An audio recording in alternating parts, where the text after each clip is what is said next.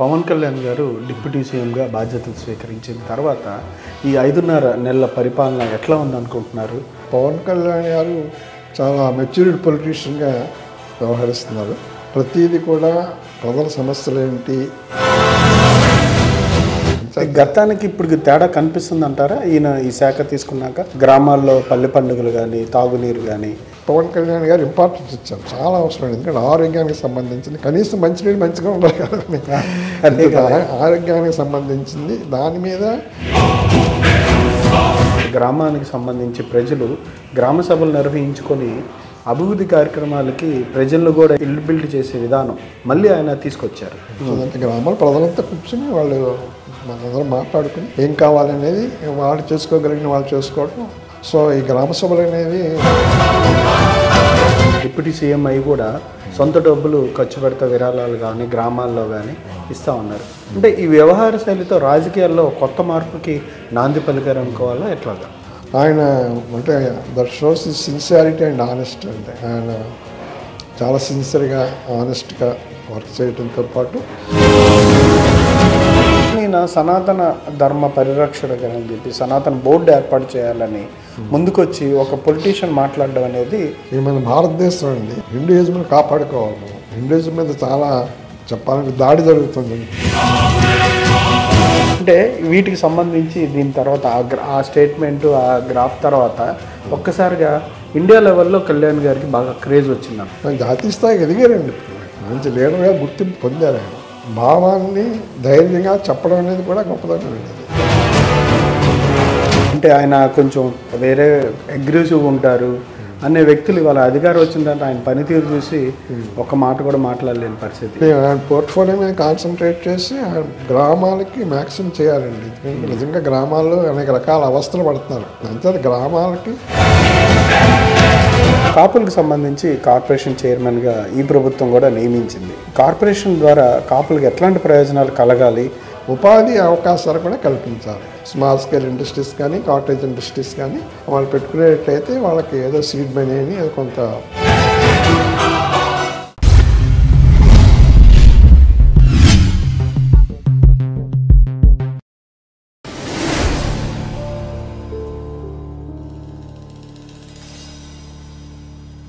Sir. నమస్కారం sir. నమస్కారం అండి.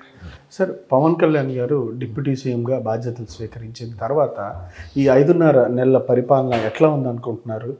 ప్రభుత్వ పరిపాలనలో పవన్ కళ్యాణ్ గారు తీసుకున్న శాఖలకు సంబంధించి ఏ విధంగా పనితీరు ఉందంటారు? పవన్ కళ్యాణ్ గారు చాలా మెచ్యూర్డ్ పొలిటీషియన్గా వ్యవహరిస్తున్నారు. ప్రతిదీ కూడా ప్రజల సమస్యలు ఏంటి, వాళ్ళని ఎలా తీర్చాలి అనే దాని మీద దృష్టి పెట్టి దాని మీద ఆయన పూర్తిగా అన్నీ కూడా చేయటానికి పూనుకుంటున్నారు. చాలా చక్కగా. అంటే మేము ఎక్స్పెక్ట్ చేయరా అంటే పవన్ కళ్యాణ్ గారు సాధారణంగా అనుకోం కదండి. బట్ ఆయన నిర్వహణ మటుకు నిర్వహణ బాధ్యత చాలా బాగా చేస్తారు. ఆయన శాఖ గ్రామీణాభివృద్ధి శాఖ ముఖ్యంగా అది వెరీ ఇంపార్టెంట్ అండి. ఎందుకంటే భారతదేశంలో గ్రామీణ ప్రజలు ఎక్కువ, గ్రామాలు ఎక్కువ మంది గ్రామాల్లో ఉంటారు. వాళ్ళకి సౌకర్యాలు కల్పించాలి. సిటీస్లో అలాగా సౌకర్యాలు ఉంటాయి, వాళ్ళకి సౌకర్యాలు కల్పించాలి.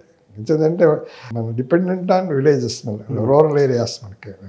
గతానికి ఇప్పుడు తేడా కనిపిస్తుంది అంటారా? ఈయన ఈ శాఖ తీసుకున్నాక గ్రామాల్లో పల్లె పండుగలు కానీ తాగునీరు కానీ ఇప్పుడు తాగునీరుకి ప్రాధాన్యత ఇస్తున్నారండి. అది చాలా అవసరం. మేము గమనించింది ఏంటంటే మా విలేజ్ కొప్పర్ గ్రామం ఉంది. ఈ ఫిల్టర్ బెడ్స్ పోయి సరైనటువంటి తాగునీరు రావట్లేదండి.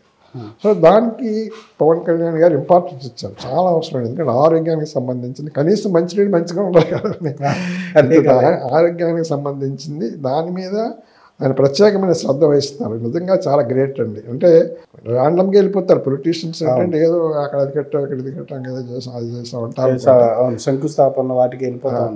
అలా కాకుండా ఈయన ప్రత్యేకంగా వాళ్ళ అవసరాలు ఏంటి, అందులోకి ముఖ్యంగా మంచినీటి సౌకర్యం అనేది చాలా అవసరం. చాలా చోట్ల ఫిల్టర్ బెడ్స్ పోయి చాలా విలేజెస్లో కంప్లైంట్స్ ఉన్నాయండి. వాటర్ బాటిల్ దాని మీద చాలా రైట్ స్టెప్ అండి. చాలా ఇంపార్టెంట్ స్టెప్. అది చాలా బాగా గ్రామానికి సంబంధించి ప్రజలు గ్రామ సభలు నిర్వహించుకొని అభివృద్ధి కార్యక్రమాలకి ప్రజలను కూడా ఇల్లు బిల్డ్ చేసే విధానం మళ్ళీ ఆయన తీసుకొచ్చారు కళ్యాణ్ గారు. దీని మీద ఏమంటారు? చాలా మంచిదండి. సో అంటే గ్రామాల ప్రజలంతా కూర్చుని వాళ్ళు మనందరం మాట్లాడుకుని ఏం కావాలనేది వాళ్ళు చేసుకోగలిగిన వాళ్ళు చేసుకోవటం, ప్రభుత్వం ద్వారా రాబట్టుకోవటం. సో ఈ గ్రామ సభలు అనేవి చాలా చక్కటి సిస్టమ్ వ్యవస్థ అది. అవి చాలా మంచిది. ఆ విధంగా జరగటం అనేది గ్రామాలకు మేలు జరుగుతుందని చెప్పేసి ఆయన కూడా సొంత నిధులు డబ్బులు ఖర్చు పెడుతున్నారు. వాళ్ళ డిప్యూటీ సీఎం అయి కూడా సొంత డబ్బులు ఖర్చు పెడతా విరాళాలు కానీ గ్రామాల్లో కానీ ఇస్తూ ఉన్నారు. అంటే ఈ వ్యవహార శైలితో రాజకీయాల్లో కొత్త మార్పుకి నాంది పలికారు అనుకోవాలా ఎట్లాగా? ఆయన అంటే that shows is sincerity and honest అండి. ఆయన చాలా సిన్సియర్గా ఆనెస్ట్గా వర్క్ చేయడంతో పాటు సొంత నిధులు ఎవరు ఖర్చు పెట్టండి, ఎవరు ఖర్చు పెట్టండి, ఆ చరిత్రలో లేదు అది. అటువంటిది ఆయన చేయటం అనేది రియల్లీ గ్రేట్ అండి. మనం చాలా అప్రిషియేట్ చేయాలి. అటవీ శాఖ మంత్రిగా కూడా ఆయన చేస్తా ఉన్నారు. మంచిదండి. ఎందుకంటే అటవీ శాఖ మంత్రిగా కూడా చాలా చక్కగా అంటే అడవుల్ని ప్రొటెక్ట్ చేయాలనేటువంటిది దృష్టి పెట్టుకుని అక్కడ మామూలుగా వీళ్ళు ఉంటారు కదండి అటవీ శాఖ అధికారులు వాళ్ళందరూ కూడా ఒక వార్నింగ్ లాంటి వార్నింగ్ ఇవ్వనండి, లేకపోతే సందేశం ఇవ్వనండి, మీరంతా అడవులు ప్రొటెక్ట్ చేయాలి అని చెప్పి ఇంతకుముందు ఎవరో చెప్పలేదండి అలా. సో మా అడవులు కొట్టేస్తుంటే వీళ్ళు చూసిట్టు టూరుకుంటుంటారు. ఏదో కొన్ని ప్రెషర్స్ ఉంటే ఇంకోటి ఉండొచ్చు అనుకోండి. అలా కాకుండా మీరు ఇవి ఫారెస్ట్ ఆఫీసర్స్ అందరినీ కూడా మీరు అడవులను ప్రొటెక్ట్ చేయాలి అని చెప్పడం అనేది, దాన్ని ఆచరణలో పెట్టడం అనేది నిజంగా అది హైలీ అప్రిషియబుల్. చాలా ఎందుకంటే అడవులు చాలా అవసరం. గ్లోబల్ వార్మింగ్ కదండి చూస్తున్నాం. ఈ సంవత్సరం ఎంత వేడిగా ఉందండి ఈ సంవత్సరం. అంచేత అడవులను ప్రొటెక్ట్ చేయాల్సిన అవసరం చాలా ఉంది. నేను విన్నది ఏంటంటే అంతకుముందు అడవులు చాలా ఈ నక్సలైట్స్ వాళ్ళు బాగా కొట్టేస్తారు, చాలా అడవులు పోయినాయి అని చెప్పేసి ఫారెస్ట్ ఆఫీసర్ చెప్పారు నాకు. వాళ్ళు కొట్టేసి అమ్మేసుకునేవారు అని చెప్పి. అలా కాకుండా నేను ప్రొటెక్ట్ చేయాలని చెప్తున్నాను. ప్రొటెక్ట్ చేయడం అనేది చాలా చాలా ఇంపార్టెంట్. లేకపోతే ఇంకా ముందు ఇంకా మనకి చాలా సమస్యలు వస్తాయి, వాతావరణ సమస్యలు వస్తాయి. వాతావరణ సమస్యలు కానీ ఏమైనా కానీ ఈ వీటికి సంబంధించి ఆయన పనితీరు మీద అయితే సంతృప్తిగానే ఉన్నారు. ఆయన పనితీరు అయితే సంతృప్తిగానే ఉంది. మీరు చాలా చాలా అండి చాలా చాలా మెచ్యూర్డ్ పొలిటీషియన్గా చాలా బాగా చేస్తారు. అంటే ఇప్పటి వరకు ఒక అబ్జర్వేషన్ ఉండేది, గత ఒక 3 శతాబ్దాల క్రితం వేరుగా ఉండేది. ఒక 25-30 సంవత్సరాల క్రితం రాజకీయ నాయకుడు అంటే సేవకుడు అన్నట్టు ఉండేది.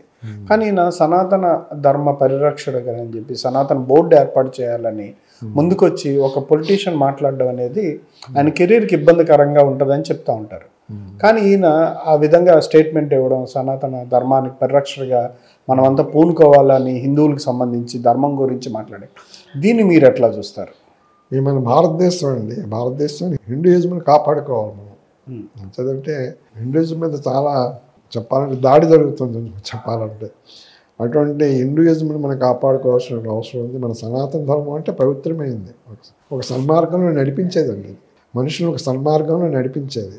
అంచేది ఎప్పుడు ప్రాచీన సాంప్రదాయాలు, సంస్కృతి సాంప్రదాయాలు మనం మర్చిపోకూడదండి. ఇప్పుడు పిల్లలకి అదేం పట్టట్లేదు. ఇప్పుడు యువతరానికి ప్రాచీన సంస్కృతి సాంప్రదాయాలు అది పూర్తిగా అసలు ఫ్యామిలీస్లో పూర్తిగా చాలా వరకు తగ్గిపోయినాయండి. అది ఆచరణలో పెట్టి నడిచిన వాళ్ళు తప్పనిసరిగా ఉన్నత స్థానాలకు ఎదుగుతారు. మనకి సాంప్రదాయం ఏంటండి అందరినీ గౌరవించడం, అది పిల్లల్లో తగ్గిపోయిందండి బాగా. అంచేత ఈ నా ఉద్దేశంలో సనాతన ధర్మం కాపాడడం అనేది తప్పేం కాదండి, తప్పేం కాదు. అంటే ఆ రకమైనటువంటి స్టేట్మెంట్ ఇవ్వడం అంటే ఇప్పుడు మీకు మన నరసాపురంలో చూస్తున్నామండి, మత మార్పులు చాలా దారుణంగా ఉన్నాయి. చాలా దారుణంగా ఇక్కడ ఎక్కువ అండి నరసాపురం, చాలా దారుణంగా ఉన్నాయి. వాళ్ళ అమాయకత్వం అండి, అమాయకత్వాన్ని ఆసరా చేసుకుని మార్చేస్తారు. దీన్ని ఎక్కడో చోట ఆప్ చేయకపోతే రేపొద్దున మనకి ఇబ్బందులు ఉంటాయండి. అంటే జనాల్లో ఇంకా ఆ రకమైనటువంటి ఇన్ని సంవత్సరాలైనా అట్టడుగు వారిలో ఆ చైతన్యం లేదంటారు. లేదండి, ఆ చైతన్యం లేదు. అంటే ఈ నిర్ణయాల వల్ల పవన్ కెరీర్కి ఏమైనా ఇబ్బంది ఉంటుంది అంటారా? అంటే ఇప్పుడు బీజేపీ ఉందనుకోండి, వాళ్ళు కూడా ఓపెన్గా చెప్తున్నారు. అంటే ప్రస్తుతం మేము అబ్జర్వ్ చేసే కొన్ని నేను చెప్పకూడదు. ప్రస్తుతం మా అబ్జర్వేషన్ ప్రకారం తప్పనిసరిగా హిందూయిజంని మత మార్పిడి ద్వారా మార్చేసేయడానికి ఎక్కువ ప్రయత్నాలు జరుగుతుంది బయట. అది రాను అస్తిత్వానికి ఇబ్బంది అవుతుంది. సో అంచేత సనాతన ధర్మాన్ని కాపాడడం అనేది తప్పేం కాదు. ఇప్పుడు మీ దేవుడిని మీరు నమ్ముకున్నారు, నా దేవుడిని నేను నమ్ముకుంటున్నా, తప్పేంటండి? వాళ్ళ దేవుడిని వాళ్ళు నమ్ముకుంటున్నారు, అంతే, అదేం తప్పేం కాదు. అయితే ఆయన ధైర్యాన్ని మెచ్చుకోవాలి. చెప్పరు కదా గబుక్కి వీళ్ళంతా. పొలిటీషియన్స్ చెప్పరు, అదే నేను అంటున్నాను. ఆయన మాట అన్నాడు, I love Christianity, I love Muslims, but నేను హిందూ, సనాతన ధర్మ హిందూ. అంటే వీటికి సంబంధించి దీని తర్వాత ఆ స్టేట్మెంట్, ఆ గ్రాఫ్ తర్వాత ఒక్కసారిగా ఇండియా లెవెల్లో కళ్యాణ్ గారికి బాగా క్రేజ్ వచ్చిందంటారు. ఇవాళ మీరు మహారాష్ట్ర ఎన్నికలు చూసినా సరే, ఆయన ప్రచారానికి వెళ్ళిన చోట 100% స్ట్రైక్ రేట్తో అక్కడ కూడా బీజేపీ విన్ అయింది, ఆ కూటమి ఏదైతే. అంటే ఇవాళ కళ్యాణ్ గారు జాతీయ స్థాయి నేతగా మారిపోయాడు అంటారా ఎట్లాగా? జాతీయ స్థాయికి ఎదిగారండి, మంచి లీడర్గా గుర్తింపు పొందారు ఆయన. అంటే ఇప్పుడు భావాన్ని ధైర్యంగా చెప్పడం అనేది కూడా గొప్పదనం ఉండదు. ఏదో నాకు సాక్యులరిజం, నాకు హిందూయిజం అంటే నాకు అది మంచిది కాదు, ఇటువంటి మాటలన్నీ అంటే తేనె పూసి మాట్లాడేది అలా కాకుండా ఉన్నది ఉన్నట్టుగా ధైర్యంగా చెప్పడం అనేది గొప్ప విషయం అండి. సో ఆయన ఒక లీడర్షిప్ ఆయన పెరిగిందండి, లీడర్షిప్ స్థాయి పెరిగింది. గతంలో అంటే ఆయన కొంచెం వేరే అగ్రెసివ్ ఉంటారు అనే వ్యక్తులు ఇవాళ అధికారం వచ్చిన తర్వాత ఆయన పనితీరు చూసి ఒక మాట కూడా మాట్లాడలేని పరిస్థితి, దాంట్లో మాత్రం అచీవ్ అయ్యారంటారు. ఈ మిగతా సంవత్సరాల పరిపాలన ఎట్లా ఉండాలంటారు? ఆయన ఇంకొంచెం ఏ విధంగా బిహేవ్ చేస్తే బాగుంటుంది అంటారు? ఆయన పోర్ట్ఫోలియో మీద కాన్సన్ట్రేట్ చేసి ఆయన గ్రామాలకి మ్యాక్సిమం చేయాలండి. ఎందుకంటే నిజంగా గ్రామాల్లో అనేక రకాల అవస్థలు పడుతున్నారు, గ్రామీణ ప్రజలు అనేక రకాల అవస్థలు పడుతున్నారు. అంతే గ్రామాలకి వారికి పంచాయతీలకి నిధులు సమకూరుస్తామని చెప్పారు ఆయన. సెంట్రల్ నిధులన్నీ మీకు ఇచ్చేస్తామని. ఇంతకుముందు గవర్నమెంట్ ఇవ్వలేదు కదండి, అంచేత నిధులు మీకు సమకూరుస్తాం. వాళ్ళకి నిధులు సమకూర్చాలి, వాళ్ళ సమస్యలు పరిష్కరించాలి, వాళ్ళకి మెరుగైనటువంటి జీవన ప్రమాణం ప్రొవైడ్ చేయాలి. దాని మీద నేను కృషి చేస్తాను. ఐ థింక్ డెఫినెట్గా అది మంచి జరుగుతుందని అనుకుంటున్నాను, గ్రామాలకు మంచి జరుగుతుందండి తప్పనిసరిగా. అలాగే ఆయనలో సిన్సియారిటీ, ఆనెస్టీ ఉందండి. అడవుల ప్రొటెక్షన్ కూడా ఇవన్నీ కూడా ఎవరు పట్టించుకోలేదు. అడవులు కొట్టేమని ఎవరు చెప్పలేదు, కానీ ఎవరు పట్టించుకోలేదు. చిన్న విషయమైనా పట్టించుకుంటున్నారు. పట్టించుకుంటే అది అవసరం అండి. లేకపోతే మన ఎవరికైనా ఏదో అలా జరిగిపోతుంటే పోర్ట్ఫోలియో చూసుకుని పైపై చేసేసుకుని వెళ్ళిపోవటం కాదు కదా. డీప్గా ఇన్వాల్వ్ అయ్యి ఏం కావాలి, ఏం చేయాలి, ఎలా చేస్తే బాగుంటుందని ఆ ప్రకారం ఆయన ప్లాన్ చేసుకుని చేస్తారు. అది ఇంపార్టెంట్. ఏదైనా ఇప్పుడు డీప్గా ఇన్వాల్వ్ అవ్వాలండి, అందులో పూర్తిగా దాన్ని స్టడీ చేసి అక్కడ ఏం చేయాలి అనేది బాగా స్టడీ చేసి అప్పుడు దానికి కావాల్సిన ఏం చేయాలని చేయాలి. అది ఆయనలో కనిపిస్తుంది ఇప్పుడు. కనిపిస్తుంది. కాపులకు సంబంధించి కార్పొరేషన్ చైర్మన్గా ఈ ప్రభుత్వం కూడా నియమించింది. కార్పొరేషన్ ద్వారా కాపులకు ఎట్లాంటి ప్రయోజనాలు కలగాలి, విద్యా వ్యవస్థలో కానీ ఉపాధి వ్యవస్థలో కానీ కాపులకి ఎట్లాంటి సిచ్యువేషన్లో ఉన్నారు గతంలో కూడా మాట్లాడుకున్నాం. ఇప్పుడు కాపులకు సంబంధించి కార్పొరేషన్ ద్వారా ఏం చేస్తే బాగుంటుంది అంటారు? అంటే ఇప్పుడు విద్య ఒకటి ముఖ్యం అండి, విద్య ఉపాధి రెండు విషయాలు. విద్యకి వాళ్ళు స్కాలర్షిప్లు ఇవ్వటం అది చేయాలి. అలాగే ఫారెన్ స్టూడెంట్స్కి ఎవరు కొంత హెల్ప్ చేయటం అనేది, స్కాలర్షిప్ ఇవ్వటం అనేది చేయాలి. ఉపాధి అవకాశాలు కూడా కల్పించాలి.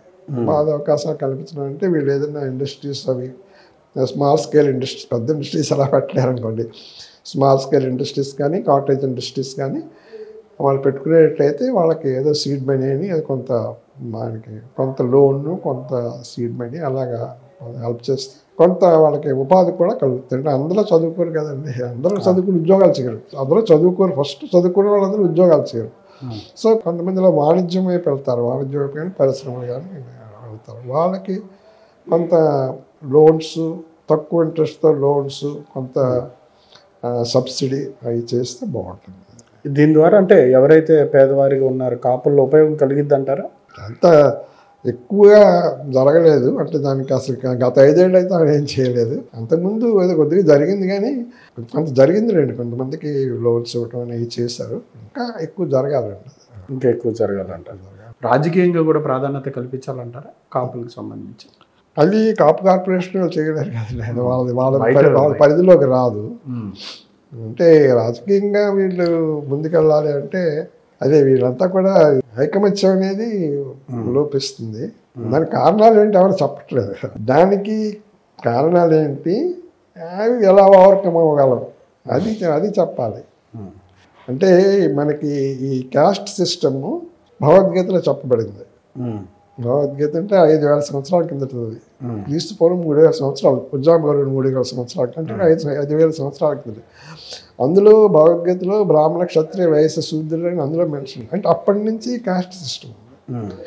సో ఈ క్యాస్ట్ అప్పటి నుంచి కూడా మరి కాపులు అంటే కాపులే పెట్టాడు. అంటే ఇప్పుడు కొద్ది కొద్దిగా ఈ మధ్య కాలంలో మారింది, కానీ పూర్వంతో కాపులు అంటే కాపులు, బ్రాహ్మణులు అంటే బ్రాహ్మణ, అంతే కదా. సో వీళ్ళకంటూ ఒక క్యాస్ట్ వైజ్గా కొన్ని అలవాట్లు అవి స్పారపరంగా వస్తాయి. అంటే బ్రాహ్మణ, వైశ్య, క్షత్రియ.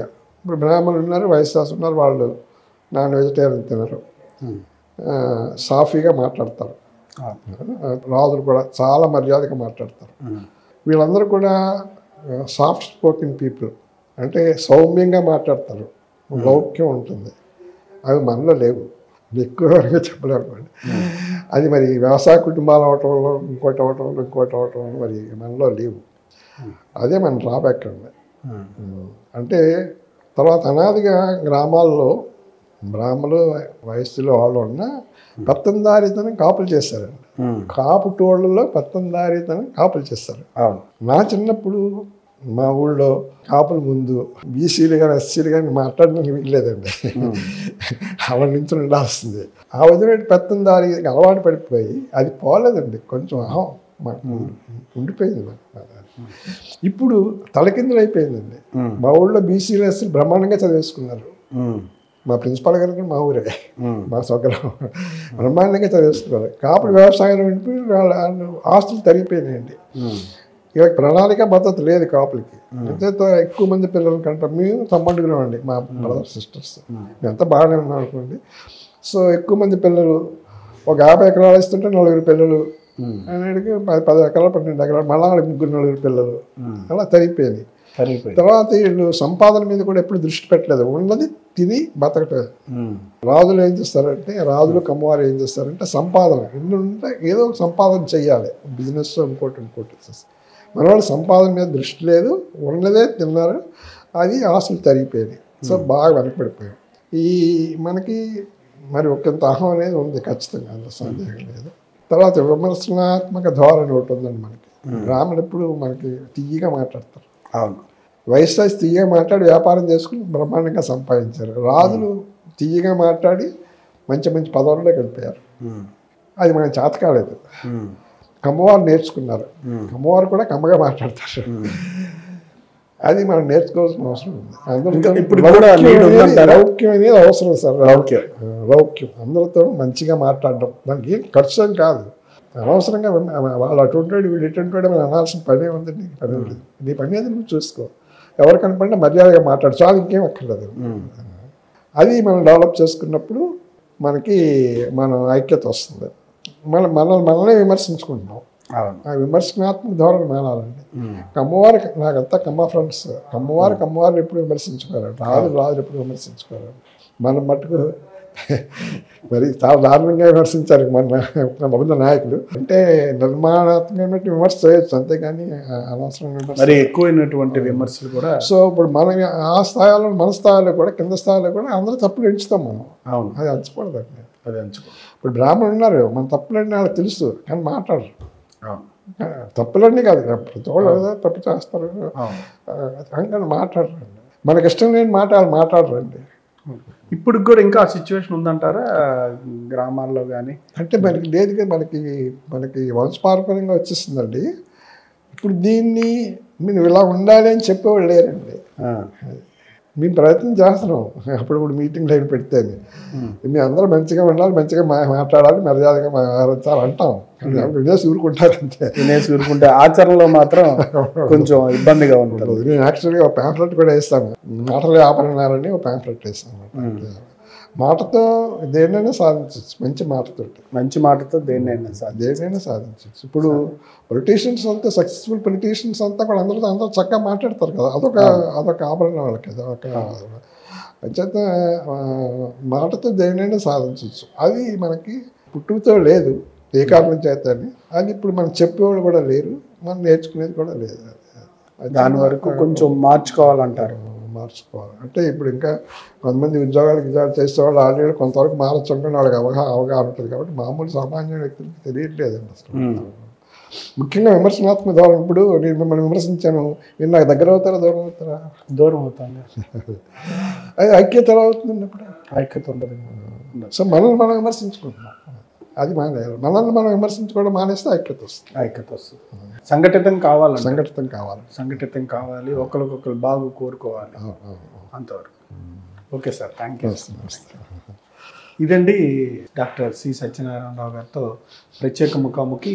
రాష్ట్ర ప్రభుత్వం సంబంధించి చేస్తున్న కార్యక్రమాల మీద ప్రజల్లో కావచ్చు ఆయన అభిప్రాయాలు, ఇవాళ ఆయన అమూల్యమైన అభిప్రాయాలు ఇవాళ తెలియజేసినందుకు చాలా ధన్యవాదాలు sir. Thank you sir. Thank you very much.